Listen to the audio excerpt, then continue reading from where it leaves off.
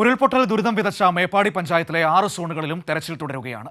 മുണ്ടക്കൈ, ചൂരൽമല ഉരുൾപൊട്ടൽ മേഖലയിലും നിലമ്പൂർ വനമേഖലയിലും ചാലിയാറിലുമാണ് തെരച്ചിൽ തുടരുന്നത്.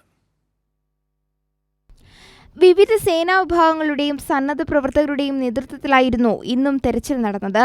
ഫയർഫോഴ്സ് നടത്തിയ തെരച്ചിലിൽ വെള്ളാർമല സ്കൂളിന്റെ പരിസരത്ത് നിന്ന് ഏകദേശം 4 ലക്ഷം രൂപ കണ്ടെത്തി. ഇന്ന് നമ്മുടെ ഫയർഫോഴ്സിന്റെ 100ഓളമുള്ള സംഘങ്ങളാണ് വിവിധ സ്ഥലങ്ങളിൽ തെരച്ചിൽ നടത്തുന്നത്.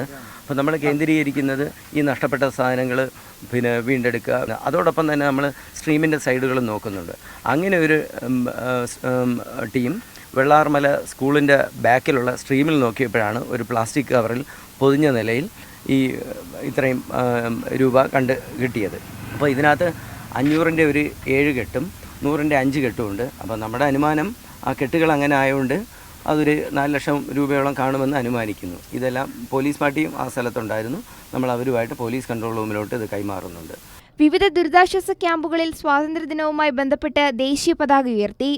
നാശനഷ്ടങ്ങളുടെ കണക്കെടുപ്പും വിദഗ്ധ സമിതിയുടെ പരിശോധനകളും ദുരന്ത മേഖലയിലെ തിരച്ചിലും തുടരുകയാണ്. ആളുകളുടെ പുനരധിവാസവുമായി ബന്ധപ്പെട്ട പ്രവർത്തനങ്ങളിലേക്ക് സർക്കാർ കടന്നിരിക്കുകയാണ്. കൈരളി ന്യൂസ്, വയനാട്.